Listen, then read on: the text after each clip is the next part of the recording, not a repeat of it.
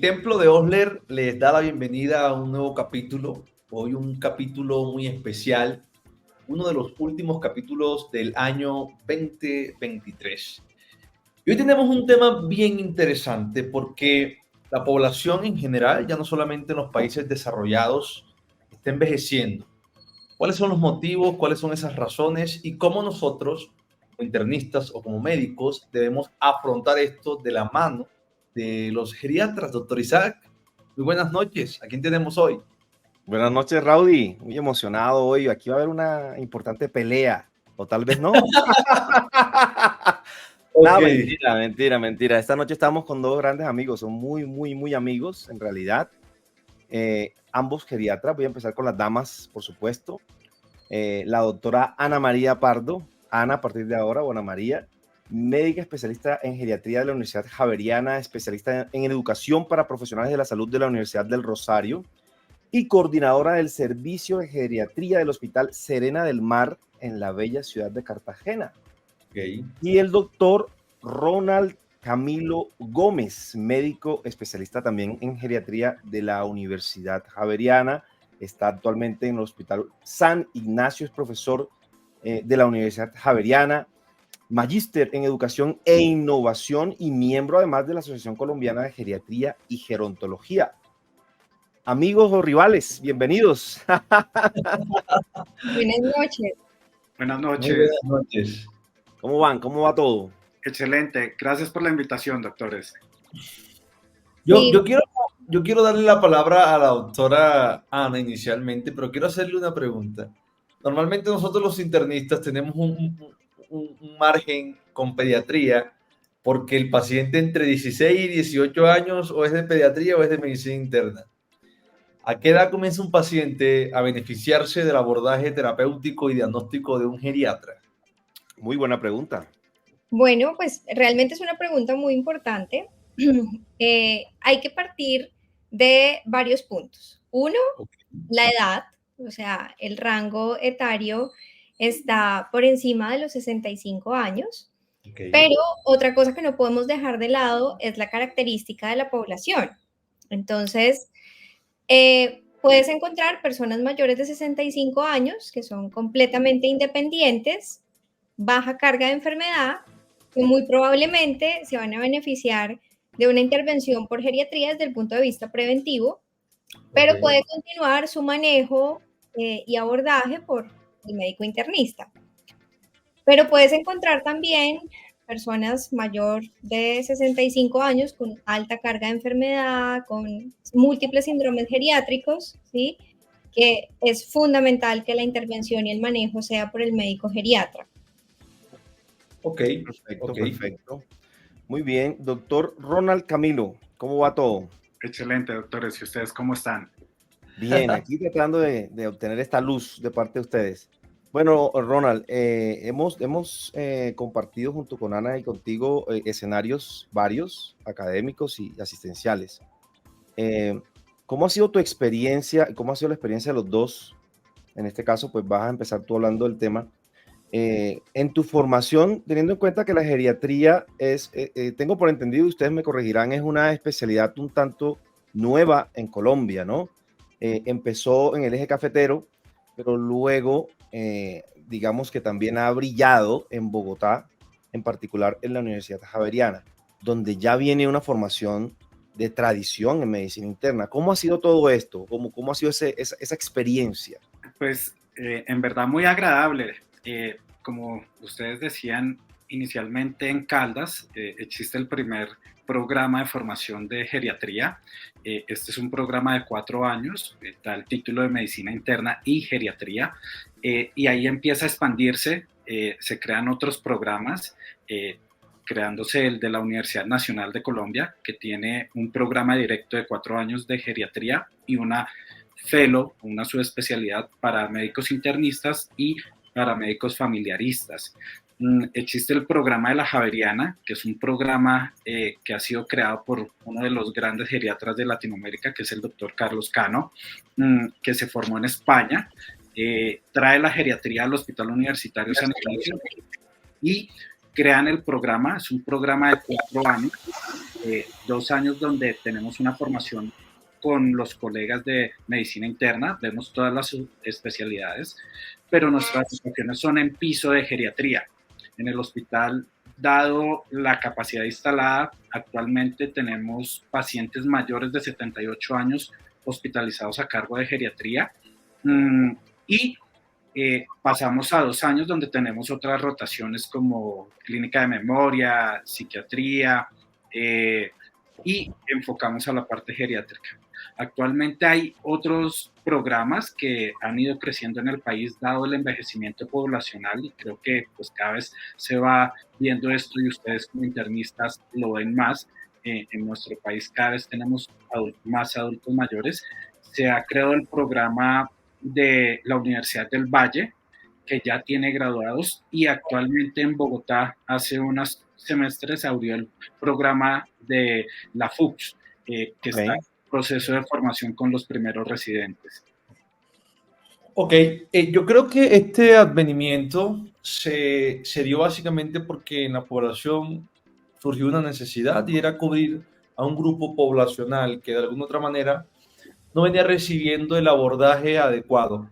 Y yo tengo que ser muy honesto, cuando hice mi rotación en medicina interna de pregrado, la primera vez que escuché hablar a alguien de polifarmacia, de polimedicación, por un paciente y todo lo que eso implica desde en todas sus esferas, fue un geriatra, ¿saben? Creo que esto es extremadamente importante a raíz de que, pues, si tenemos todos los factores o todas las esferas del paciente en la mente, el abordaje terapéutico o diagnóstico va a ser mucho más fácil. Doctora Ana María, antes de comenzar la grabación hacíamos una pregunta. ¿En qué difiere un geriatra de un gerontólogo? ¿El abordaje es distinto o pueden complementarse o son lo mismo? Ok, bueno, realmente el gerontólogo, ¿sí? Es aquella persona que estudia el envejecimiento de manera global, o sea, el envejecimiento antropológico, el envejecimiento sociológico, el envejecimiento psicológico, ¿sí? Y tú puedes ser administrador de empresas y estudiar gerontología para crear tu negocio de hogar geriátrico. ¿Sí? En cambio, el médico geriatra es un médico, ¿sí?, que se especializa en la salud y en la enfermedad, ¿no?, de la persona adulta mayor, ¿sí? Ok, o sea que, bueno, yo de alguna otra manera, el médico que conocí era un médico gerontólogo. Yo pensé que de otras profesiones se podía abordar esto. Y mira que yo creo que es importante resaltar lo que dice la doctora Ana, porque de paso a veces el desconocimiento que tenemos de esta área tan importante es tal. ¿Qué decía, profe Isa? No, te estoy escuchando, tranquilo. Continúa. Perfecto. Bueno, en este sentido, doctora Ana, como país, como Colombia, ¿qué tan envejecida está nuestra población? Bueno, realmente Colombia, a diferencia de lo que ha sucedido en los países desarrollados, que ha tenido, digamos que, más tiempo para asimilar su envejecimiento, Colombia tiene un comportamiento similar al envejecimiento de Sudamérica, o sea, es un envejecimiento muy acelerado, ¿sí? Se estima más o menos que para el 2050, ¿sí?, esta población que tenemos en este momento, que está, digamos que el 17% de la población ahorita es mayor de 65 años, ¿sí? Se estima que para el 2050 la población llegue a ser casi el 22%. O sea, como tú te das cuenta en tu consulta seguramente o en la sala de hospitalización general, cada vez es más frecuente ver pacientes muy ancianos, pacientes centenarios, ¿sí?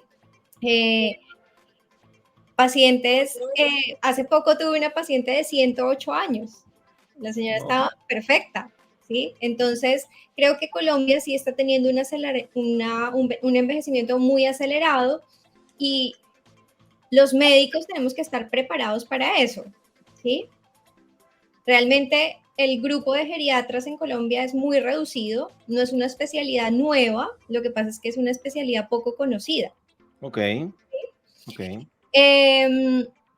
Pero realmente todo tiene que comenzar desde la formación de pregrado. Si nosotros incluimos en pregrado un módulo, ¿sí? Sobre todo lo que implica el envejecimiento fisiológico, lo que es normal, lo que no es normal, síndromes geriátricos, seguro, eso va a impactar mucho en la salud y en el bienestar de las personas adultas mayores, ¿sí? Ahí quiero resaltar que la Universidad Javeriana es, creo que, de las universidades que tienen dentro de su pensum de medicina, ¿sí? Lo más completo en geriatría, porque si comienzan a ver desde el primer semestre seminarios de sensibilización sobre lo que es el envejecimiento, ¿sí? Entonces, es muy importante. Ahí es importante resaltar, Anita, que lo que tú decías, en la Javeriana, tanto en pregrado como en posgrado, la geriatría tiene un impacto muy grande y al igual en el Hospital San Ignacio. En pregrado tenemos clases desde primero, pero tenemos clases en el área de medicina interna, en el área de cirugía, en el área de las quirúrgicas con urología y otras subespecialidades, donde damos el enfoque del paciente geriátrico. Y yo creo que a ustedes les ha pasado, Isaac y Raúl, que cada vez en las guías ven ese fragmento que sale las indicaciones para el paciente adulto mayor o para el paciente Totalmente. que ha ido cambiando a través de los años, que probablemente no nos pasaba hace 10, 15 años, sino que gracias a todo lo que hemos hecho, los médicos, los familiaristas, los internistas, hemos logrado que la población sea cada vez más longeva, pero nos hemos dado cuenta que necesita una atención especial e individualizada. Por eso lo importante que las otras facultades en verdad no solo enseñen de geriatría, sino del envejecimiento, que es un proceso fisiológico que se da desde que uno nace. Es muy importante eso, ¿no? Resaltarlo, que lo tenemos en todo el pregrado y en los posgrados en el Hospital San Ignacio, con nosotros en la unidad rota medicina interna, dentro de su formación de 3 años, rotan por geriatría. Los residentes del grupo de emergencias y urgencias rotan con nosotros. También están medicina familiar, cuidado paliativo, que están dentro de sus programas una rotación programada, y algunos que piden electivas en nuestra unidad de geriatría. Así es, tomando las palabras de Ana María, es una especialidad poco conocida, ¿no? Y probablemente hace unos años casi que era el internista contra todo el mundo, ¿no? Y entonces yo quería preguntarte, Ronald, y también quiero escuchar la opinión de Ana María, llegó el momento en que la formación en geriatría empezó a tomar importancia y salieron todos ustedes a manejar todos estos grandes síndromes geriátricos. ¿Cómo perciben que fue esa introducción, digamos, en el campo laboral? Porque fíjate que hablando tú anteriormente de la edad, ¿no? En San Ignacio hablaban de 78, pero en otras instituciones donde hemos trabajado, ambos o todos, se ha hablado de 90, ¿no? Entonces ha habido una inmersión de ustedes como profesionales, como especialistas, dentro de un campo que dominaba prácticamente el área clínica medicina interna. Y hemos tenido que aceptar, oigan, esta gente tiene un papel muy importante, y empezaron ustedes a entrar en este campo profesional. ¿Cómo les ha ido a ustedes en esa introducción? ¿Qué han percibido? ¿Qué experiencia tienen, tanto positiva como negativa? No sé si me hice entender. Sí. Creo que es una experiencia muy, muy grata y es de aprendizajes, ¿no? Y como todo tiene unos momentos muy buenos, como otros que lo hacen a uno poner a pensar. Indiscutiblemente, cuando uno llega y hace ese primer contacto con los otros servicios y de pronto no hay el suficiente conocimiento, piensan que las intervenciones no son como medidas, de pronto no conocen la formación que tenemos, que así es.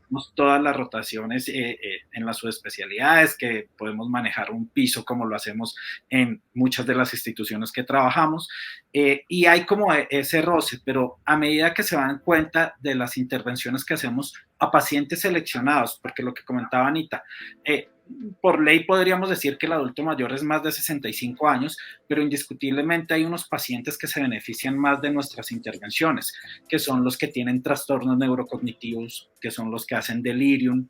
Perdona que te interrumpa, Rona. ¿Hay algún país en Latinoamérica que tenga este camino un poco más recorrido que nosotros, donde ya hayan normas claras al respecto a nivel de salud pública? Yo creo que nosotros como país de Latinoamérica estamos muy parecido a México. Yo estuve de residente allá rotando y pienso que estamos ahí haciendo la competencia. Nosotros en el Hospital Universitario San Ignacio y en la Universidad Javeriana somos probablemente la unidad de geriatría más grande de toda América.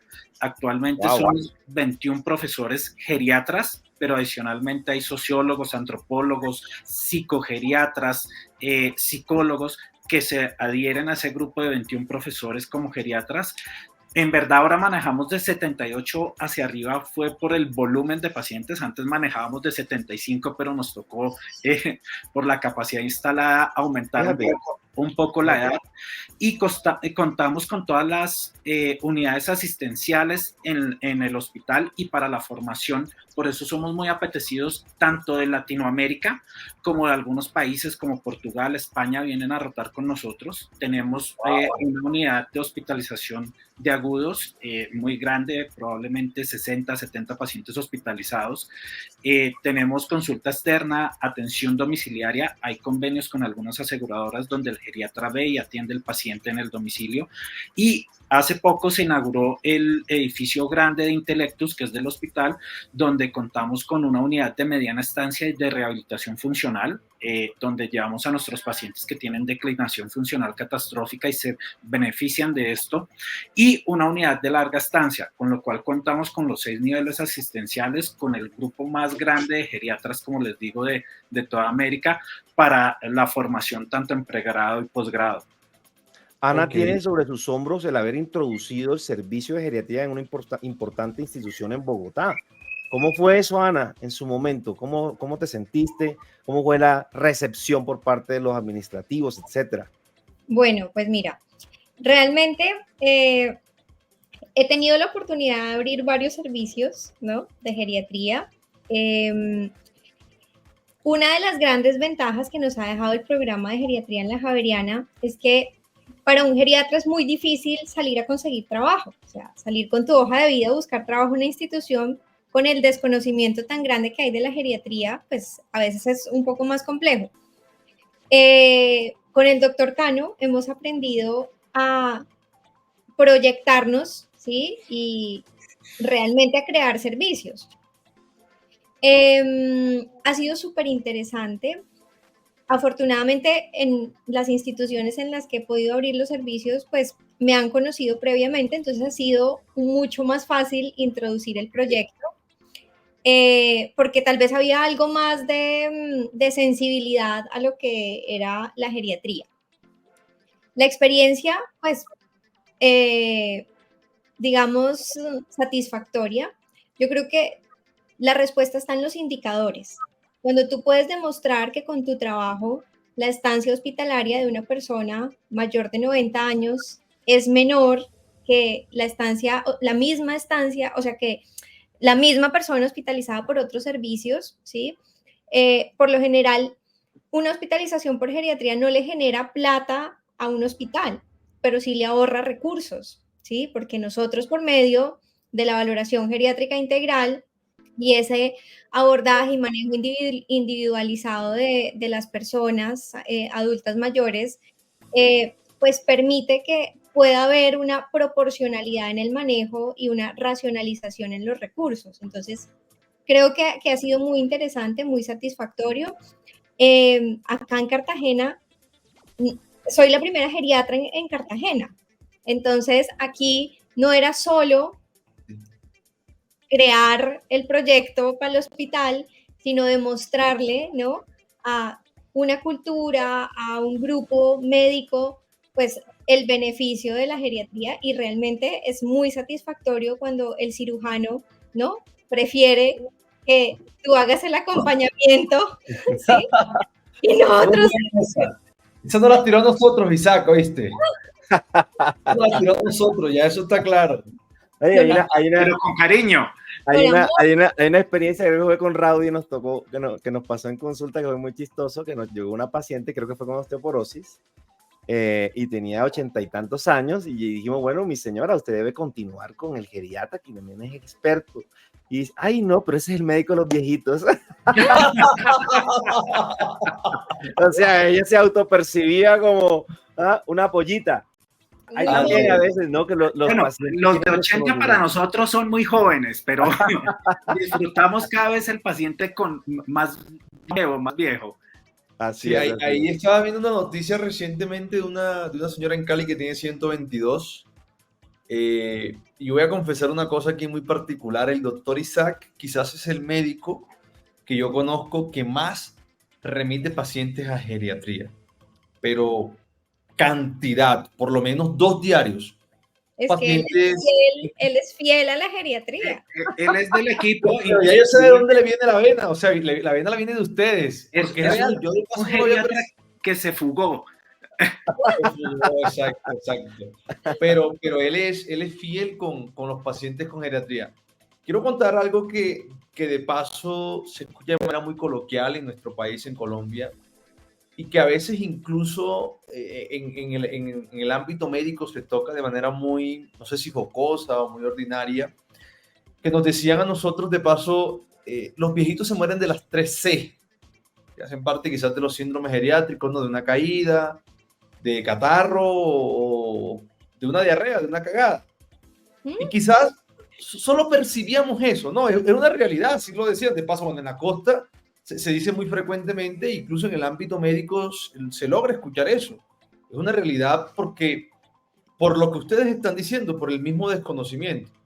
Y quizás este espacio que ustedes nos han brindado a nosotros sirve para que la gente entienda un poco más lo importante que es la geriatría. Pero yo les quiero hacer una pregunta más profunda a cualquiera de los dos. Desde la salud pública, ¿qué se está haciendo para darle mayor espacio a la geriatría dentro del sistema de salud colombiano?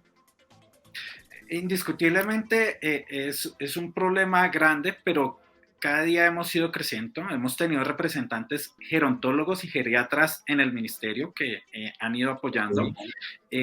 Cada vez, por lo menos, las instituciones de alta complejidad en Bogotá y en algunas de las ciudades capitales, llamémoslos así, cuentan con un servicio de geriatría porque se involucra a algunas de las subespecialidades, por ejemplo, en el cardiotín, en la toma de decisiones para ese paciente adulto mayor, en nefrología, trasplantes y demás. Entonces, en Bogotá hemos logrado, pues porque hay 2 escuelas de geriatría, probablemente es de donde más se producen, que en los grandes centros, en los centros de alta complejidad, probablemente se logre la atención del geriatra.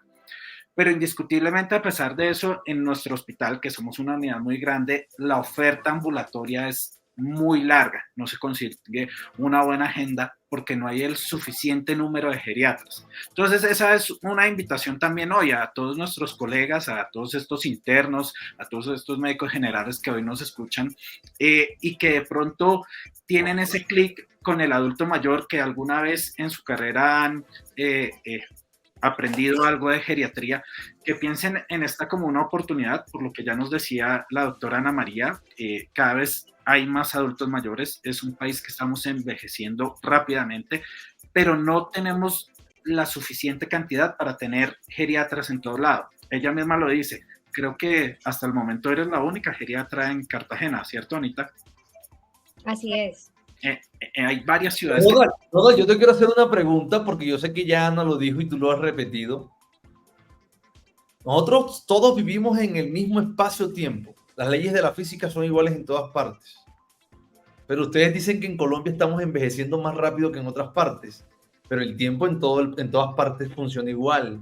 ¿Me podrías explicar ese concepto de que estamos envejeciendo más rápido? Sí. ¿O estamos viviendo más? No. Estamos siendo más longevos y estamos muriendo menos. Y esto lo decimos comparado con los censos anteriores, ¿no?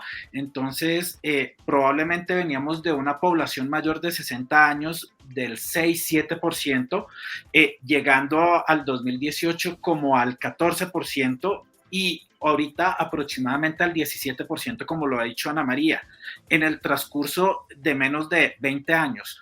Cambios que para países del primer mundo europeos tomaron hasta más del doble de tiempo de lo que ha pasado acá en Colombia. Entonces, por eso consideramos que es un país que está sufriendo esa transición demográfica muy rápidamente, que no ha logrado capacitar todo el personal y toda la gente, porque no ha tenido ese tiempo como lo ha logrado tener estos países del primer mundo. Pero indiscutiblemente vuelvo a lo mismo, es gracias a todas las intervenciones médicas. Hace 30 años no habían stent, no había angioplastia, no había trasplante, no pensábamos en tener esas metas tan estrictas, glicemia, LDL, que nos permiten que esta persona llegue a ser tan longeva y tan vieja, ¿no? Como lo estamos viviendo ahora. Podernos encontrar en hospitalizaciones pacientes de 100 años, funcionales, cognitivamente sanos, y que si tienen una causa reversible, hasta uno piensa en internarlos en una unidad de terapia intensiva si tienen una indicación, ¿no? Ok. Ahí es importante, digamos, mencionar que siempre que tú pienses en envejecimiento de la población, tienes que ver el comportamiento de la pirámide, ¿no? Pues demográfica, y ver que depende, uno, que ha disminuido un montón la tasa de natalidad. Entonces, cada vez es más frecuente que la gente no quiera tener hijos, ¿sí? Y lo otro que también es súper importante para entender ese envejecimiento acelerado es el aumento de la expectativa de vida. Ok. Entonces, son como esas dos variables para poder entender el concepto de envejecimiento acelerado. Ok. Yo me voy a mojar un Eso, poco. eso, de manera indirecta, por lo menos en nuestro país, habla de que en cuestiones de salud no estamos tan mal, ¿no? No, estamos muy bien. Indiscutiblemente estamos muy bien. Hoy una persona de Colombia, si uno mira el censo del DANE, la página del DANE, puede tener la misma sobrevida un colombiano que una persona que vive en España. Indiscutiblemente creo que eso es un gran logro de todo nuestro sistema y de nosotros, ¿no? De todo el equipo del sistema de salud. Yo voy a, como dicen en España, voy a mojar, voy a entrar un poco más en materia, ¿no? Y voy a decir, hay veces que uno escucha, ¿no? De algunos colegas que le han informado al paciente, no, esos dolores que usted tiene es porque está viejo.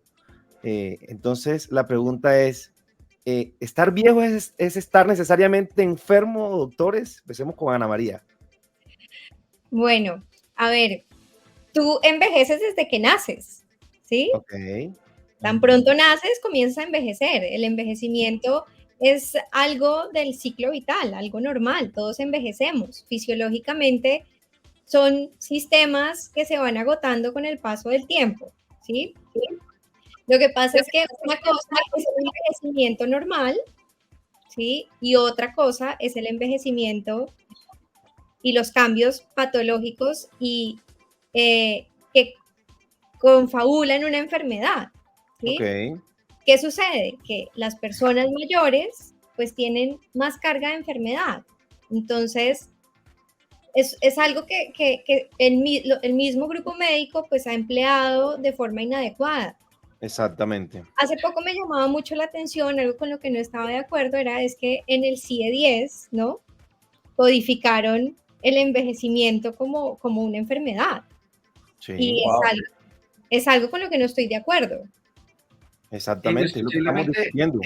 Lo que dice Anita, ¿no? Uno envejece desde que nace, pero hay una cosa importante que quiero contarles y es que la Organización Mundial de la Salud definió como la salud o el envejecimiento exitoso en el adulto mayor, no como la ausencia de enfermedad, que creo que a todos nos enseñaron en el pregrado, ¿no? Y que es la definición que tenemos, sino el ser funcional e independiente. Entonces, indiscutiblemente, muchos de nuestros pacientes pueden llegar a tener alguna patología, alguna comorbilidad, hipertensión, diabetes, pero desde que esté controlado y ellos logren ser independientes, podríamos considerar que están logrando un envejecimiento exitoso. No nos interesa tanto la ausencia de la enfermedad, la ausencia de la patología, sino que ésta no genere una limitación en su funcionalidad o en su vida. Y la OMS ya desde hace muchos años lo tiene claro.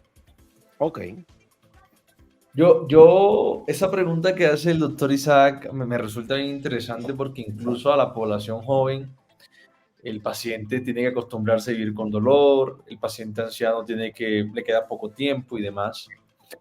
Yo quiero hacerles una pregunta que me sucede mucho. Yo quizás, ahorita el doctor Ronald dijo algo, si en algún momento tuvieron feelings con los pacientes geriátricos, quizás hubiesen podido ser geriatras. Y a mí me pasaba algo muy particular y yo sufrí de bullying en parte del internado y de mi residencia, porque yo reanimaba a pacientes de 88 y 89. Creo que reanimé a un paciente de 94 años porque me volví compañero de él en las rondas, pasaba todos los días, pero era un tipo que antes de internarlo era funcional. Y recuerdo que cuando hice un par de cosas de esas, recibí burlas de mis compañeros porque me decían, ven ya, o sea, ya pasó la expectativa de vida. ¿Qué, qué consideraciones, tanto éticas como profesionales, tenemos en ese respecto frente a las maniobras de reanimación en el paciente que ya está en la senilidad, pero que previamente era funcional? Bueno, Cualquiera de los mira, nuestra herramienta fundamental en geriatría es la valoración geriátrica integral. O sea, nosotros nos entrenamos 4 años para evaluar de manera integral a una persona adulta mayor. Esa valoración geriátrica integral, donde evaluamos si funcionalidad, si hay criterios de fragilidad, si hay sarcopenia, cómo está mentalmente, si hay delirium o no, cómo está nutricionalmente, o sea, todo el paciente en sí, no solo la enfermedad, es lo que nos permite tomar decisiones. Entonces, nosotros no reanimamos una persona de 80 años con falla cardíaca, reanimamos a una persona de 80 años con falla cardíaca que es independiente para sus actividades básicas, que tiene una buena red de apoyo, que está nutricionalmente en un adecuado estado, que mentalmente no tiene una enfermedad neurodegenerativa en un estadio avanzado, ¿sí? Entonces, esta herramienta es la manera objetiva con la que tú puedes objetivizar cómo está el paciente y poder tomar las mejores decisiones. Entonces, para nosotros, la edad no es un triage. Ok. ¿Sí? Que tiene 90 años, que tiene 100 años, no es candidato a ir a UCI, no es candidato a reanimación, ¿sí? Porque tú puedes tener, una cosa es la edad fisiológica y otra cosa es la edad biológica. Entonces tú puedes tener una persona de 65 años mucho más envejecida y enferma que una persona de 80 años, ¿sí? Para eso es la valoración geriátrica integral y lo hacemos de una manera objetiva. No, es cierto, pero lo que yo... Qué pena, profe Ronald, déjeme hacer un paréntesis, por supuesto, pero ustedes mismos nos dicen, es que en Colombia faltan geriatras. Y de paso, el médico que está en Cartagena, en el hospital de Cartagena, o el que está en el hospital Rosario Pumarejo de Valledupar, o que se encuentra en cualquier otra institución de Centroamérica o Latinoamérica donde ven los videos, no se encuentra con el geriatra, no tiene quien haga esa valoración de manera integral. Por eso mi pregunta, ¿qué consideraciones hay en el particular? Para allá.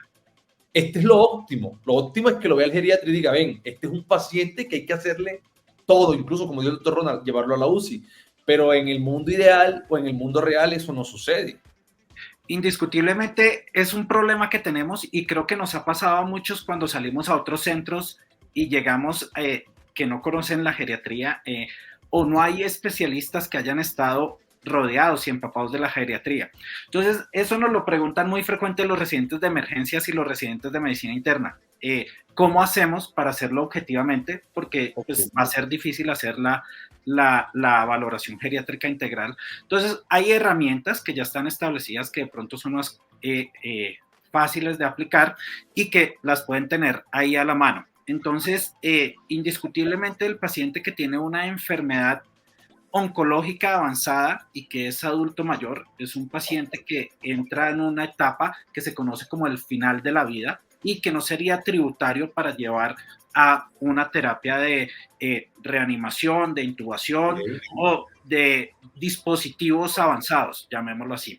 Pero ese lo tenemos muy claro, creo que la mayoría, ¿no? Uno ve una enfermedad, un cáncer, estadio 4, COP, 4, uno dice, pues no, este paciente no lo voy a hacer, no le voy a hacer maniobras de distancia, estas cosas que ya conocemos. Pero el gran problema existe con el paciente que tiene la enfermedad no oncológica.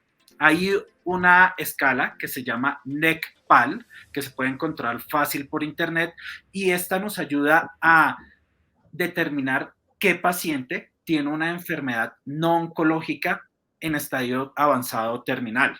Y esta puede ser una forma objetiva al cual yo a este paciente le aplico esta escala, determino que el paciente se beneficia de un cuidado paliativo y de un control de síntomas probablemente, y con eso hablo objetivamente de que no va a ser tributario de estas terapias avanzadas que probablemente a otros pacientes sí aplicaremos independiente de la edad, ¿no? Pero esa es una buena herramienta que pueden tener ahí como unas debajo de la manga para que apliquen rápidamente, y ya nos pasa, uno cuando llega y encuentra al profesional que ha estado con la geriatría, ha rotado por la geriatría, ya ha clasificado mejor al paciente y ha hecho como un plan terapéutico más objetivo y sin llevarlo a hacer maniobras de estanasia y futiles, que es lo que éticamente no quisiéramos, prolongar el sufrimiento y la agonía, que probablemente era por lo que hacían bullying a veces, doctor. Bueno, muy bien. Sí. ¿Cuándo los internistas deben solicitar la ayuda de un geriatra? Digamos, y cuándo no hacerlo, como para redondear la pregunta, podría hacernos caer en mala praxis, porque seguramente con todo el conocimiento que hay hoy, en algún momento necesitamos, debe ser, digamos, mandatorio involucrarlos ustedes en el tratamiento de un paciente por ciertos síndromes geriátricos o lo que sea. ¿Cuándo debe ser o cuáles son esas situaciones clínicas donde el internista debe solicitar la intervención de un geriatra, doctores? Bueno, yo creo que hay diferentes escenarios, ¿no?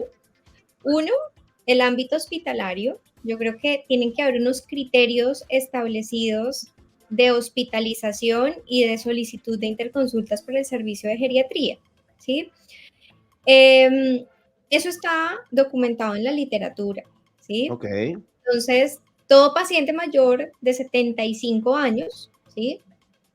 Con síndromes geriátricos. Síndromes geriátricos, estamos hablando de trastorno neurocognitivo mayor, hablan de deterioro funcional, un Bartel menor de 60, institucionalizado, que sea un paciente reconsultante, ¿sí? Que tenga polifarmacia.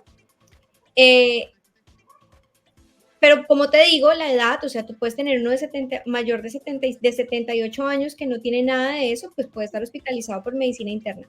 Pero todos los mayores de 80 años deberían estar hospitalizados por el servicio de geriatría, porque son pacientes mucho más vulnerables, ¿sí? Con mayor riesgo de complicaciones, de delirium, y algo que es fundamental en una hospitalización, pues fundamental evitar en una hospitalización de un adulto mayor, es el deterioro funcional hospitalario, ¿sí?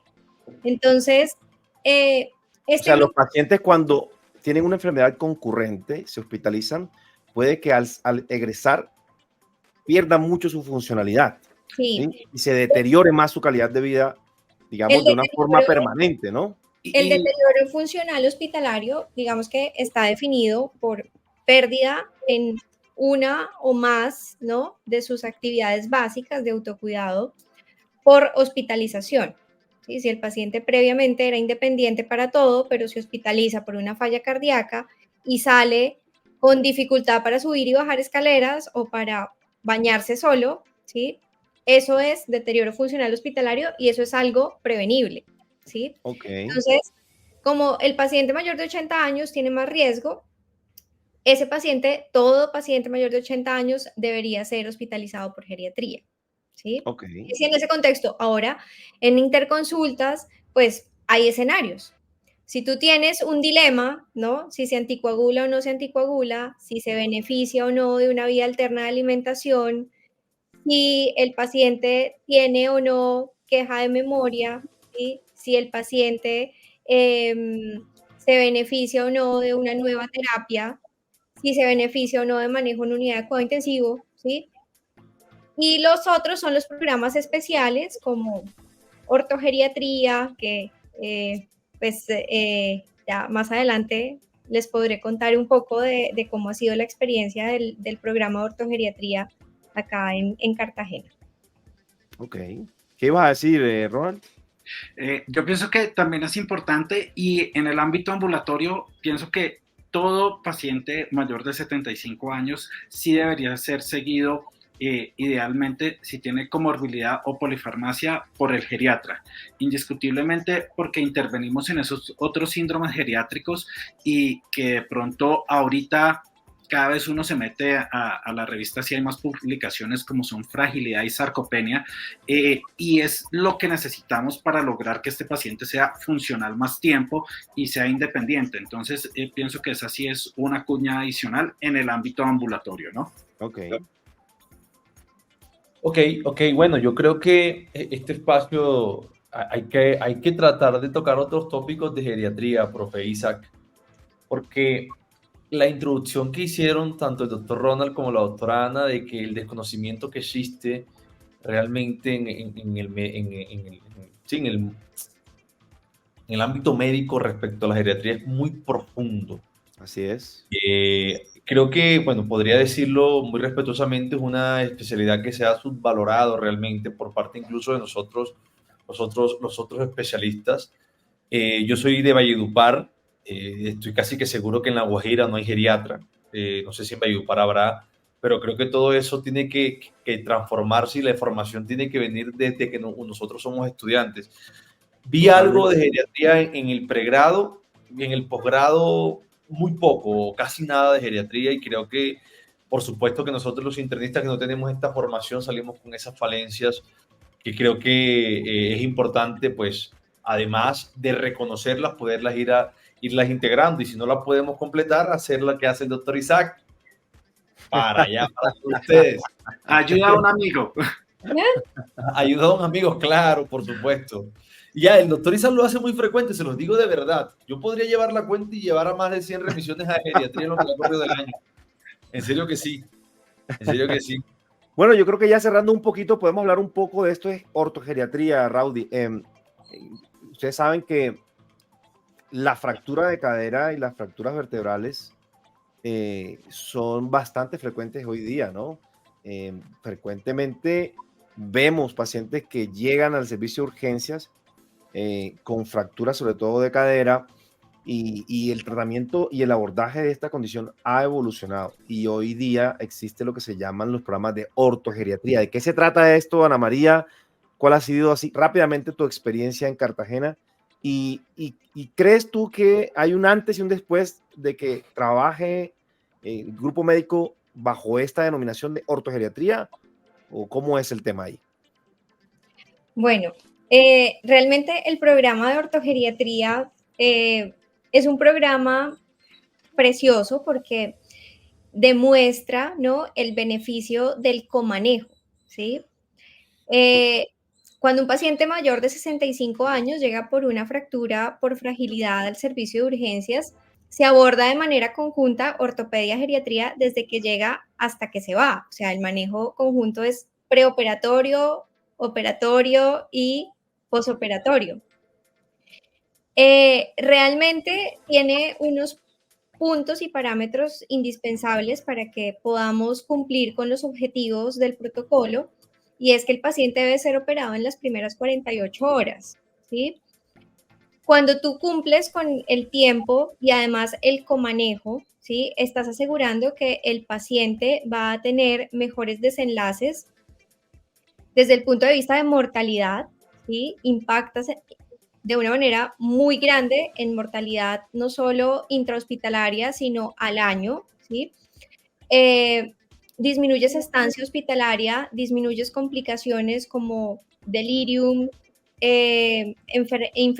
complicaciones infecciosas, ¿sí?, tromboembólicas. El paciente se deteriora menos desde el punto de vista funcional, ¿sí? Y tiene menos riesgo de institucionalizarse después de una fractura de cadera. La experiencia en Cartagena, pues este es el único centro en la región Caribe que tiene ortogeriatría. Y me da mucha tristeza porque aquí los pacientes con fractura de cadera son operados 15 días después de que llegan, o he tenido también casos, por ejemplo, en Magangué, un señor que remitieron de allá a acá, se fracturó y no lo operaron porque estaba en delirium. Y dijeron, váyase a su casa, mejórese del delirium y lo programamos para Parece poco frecuente, ¿no? Y parece poco frecuente, pero hay veces que los pacientes llegan y por tener, no, usted tiene 85, no, es mejor que no lo operen, lléveselo para su casa. De pronto en la operación se le queda, etcétera. Y una serie de cosas que se hablan, No, que eso debe cambiar, ¿correcto? realmente, por protocolo, ¿sí? Los únicos pacientes que no se operan son los que están en fin de vida. Ok. ¿Sí? Okay. Pero de resto, todo paciente con fractura de cadera debe ser llevado a cirugía porque tiene, digamos, objetivos fundamentales. Uno, impactar en mortalidad y complicaciones, ¿sí? Un paciente que no se opera y está fracturado, a los 3 meses, 6 meses se murió, ¿sí? Entonces, impactas en mortalidad, impactas en control de dolor, ¿sí? Y haces que el paciente conserve la funcionalidad previa a la fractura de cadera que tenía previo a la fractura, ¿sí? Entonces, es un programa muy lindo donde tú realmente puedes demostrar resultados globalmente de buenos desenlaces en el paciente fracturado. Perfecto. Ok. ¿Tus impresiones, Ronald? Yo iba a decir algo, yo creo que lo que dice el profe Isaac, yo también lo viví, que quizás muchas veces el abordaje del quirúrgico cuando aborda a este paciente, muchas veces es incluso también temeroso, ¿no? Y a veces les dan esa opción, lléveselo, quédese con él así en su casita antes de, y vuelvo y repito, creo que es por el desconocimiento de que tenemos de la geriatría y tenemos que hacer mucho más fuerza en eso. Yo me hago ese compromiso de no solamente estudiar más, sino de hablar mucho más, incluso en todos mis canales digitales de geriatría. Hago ese compromiso, es real. Gracias, doctor. Creo que apoyaría mucho a la población y sería benéfico para todos, ¿no? Indiscutiblemente lo que decía Anita, y para reforzar la duda que tenía, los únicos pacientes que no deberían operar con fractura de cadera son los que van a entrar en un plan de atención al final de la vida, que sabemos que están próximos. Lo único que cambiaría es el tipo de procedimiento quirúrgico dependiendo del paciente, y para eso es donde entramos nosotros ahí apoyando con la valoración geriátrica integral junto con el ortopedista a definir cuál va a ser esa intervención y qué va a ser lo mejor, pero con ese objetivo que dice Ana, que ese paciente se vuelva a levantar a caminar si lo hacía, o que controlemos dolor o pueda tener una mejor movilización, ¿no? Pero otra cuñita, no solo queda ahí en la cirugía, y creo que a ustedes les cae ahí como anillo al dedo. Este paciente debe tener un control ambulatorio y ese médico que lo vea, sea el ortopedista, sea el geriatra, sea el reumatólogo, sea el endocrinólogo, debe evaluarse y debería iniciársele dentro de lo posible y dependiendo del paciente, pero es que muchas veces se olvida el osteoformador para disminuir el riesgo de que vuelva a tener otra fractura de cadera, porque no hacemos nada con la intervención quirúrgica, como a veces nos pasa, y llegan a los 2 meses fracturada la otra cadera. Entonces es indispensable, y esta sí es una cuña para todos, internistas, todos los clínicos, e incluso muchos de los ortopedistas ya han entrado en esta onda con la ortogeriatría y ya prescriben muchas veces el medicamento cuando llegan a su consulta por la dificultad del acceso al subespecialista, ¿no? Pero pues que no se nos olvide también eso. Absolutamente. Ahora lo que veo es que algunos odontólogos le dicen a los viejitos, no se vaya a colocar eso, porque después no le podemos sacar ni siquiera una muelita. Terrible, le generan una situación mental que los pobres no saben cómo hacer. Si se fracturan o mejor le colocan o le sacan la muela, Raudy. Bueno, ha sido un capítulo sensacional. Yo quiero hacer una pregunta, profe Isaac, antes de que usted finalice. Señor. Tanto a la doctora Ana María inicialmente como al profe Ronald, preguntarles no, un mensaje de cada uno de ustedes que nos convenza de la verdadera importancia que tiene la geriatría para la salud, no solamente del adulto mayor, sino de la población en general. Un mensaje de cada uno. Bueno, realmente es importante entender, como les dije, que desde que nacemos comenzamos a envejecer, pero Sí. llegamos a un punto de máxima vulnerabilidad donde te tiene que ver el especialista en envejecimiento, Ok. ¿sí? El especialista es el geriatra, ¿sí? Entonces llega un punto donde el paciente va a estar mucho mejor, ¿sí? Cuando la persona que estudió el envejecimiento entiende síndromes geriátricos, no solamente va tratando una enfermedad, sino es un integral, ¿sí? Una atención basada en la persona, previniendo ese deterioro funcional, que es lo que realmente te va a deteriorar en gran medida la calidad de vida, evaluando tu red de apoyo, si puedes o no puedes intervenir con anticoagulación un paciente que vive solo, ¿sí? O sea, evaluando de esa manera tan global e integral es cuando se va a ver el real beneficio de la intervención del médico geriatra en el paciente adulto mayor. Ok. Gracias, profe Ronald. Pues yo tengo dos, tengo una y creo que es para la población general, ¿no? De pronto Ok. para esta audiencia que no es médica, no es profesional en la salud, y es dejarles este mensaje que hay unos médicos especialistas, 4 o 5 años dedicados entrenándose para atender y brindar lo mejor a esta persona adulta mayor y que creo que pues sería lo mejor que se pongan en manos de ellos, ¿no? Y otra es un mensaje que muchas veces cuando revisamos sarcopenia o fragilidad les digo a los residentes, y es que yo estudié en el boom del endotelio y a mí me decían, dime cómo está tu endotelio y te diré quién eres. Yo después de que soy geriatra lo he transformado y les digo a ellos, dime cómo está tu músculo y te diré quién eres. Entonces, desde hoy, la prevención de la salud osteomuscular, que es muy importante, no se olviden de eso porque la salud en el viejo es funcionalidad y si no hay buen hueso, no hay buen músculo, pues no vamos a estar funcionales, ¿no? Ok, ok. Ok, profe Isa. Bueno, maestro, diga usted. Espectacular, ¿no? Muchas gracias a los doctores, a Ana María y a Ronald por su compañía. Estuvimos ahí detrás de ellos un buen tiempo para que nos brindaran este espacio. Nos sentimos privilegiados. Así es. Así es. Nosotros de Pero que nos estuvo muy chévere. Ellos tenían un poco de temor de que pensaban que nosotros íbamos aquí a rivalizar como el título que colocamos, pero no, para nada. La idea era crear conciencia y que los colegas que se enfrentan allá a nuestros pacientes envejecidos sepan que existen estos especialistas, que son ellos, así como otros colegas más, que están prestos allí para ayudarnos con nuestros pacientes ancianos para que lleguemos al objetivo final de todos, que es buscar que nuestros pacientes estén mejor, ¿no? Muchas gracias, doctora Ana María, doctor Ronald. Raudy, tus palabras. Gracias a usted, profe Isaac, y doctores, tanto Ana María como doctora Ana María y doctor Ronald, muchísimas gracias por aceptar la invitación. Y nos deben otra invitación, o sea, otra aceptada invitación. Creo que tenemos que seguir hablando de este tema, profe Isaac. Totalmente. Claro que sí, con mucho gusto. Es necesario entender mucho más a profundidad todo lo que esto realmente implica en nuestros pacientes. Así es. Muchísimas gracias, profe. Chao, chao. Gracias por la invitación. Adiós, gracias por la invitación.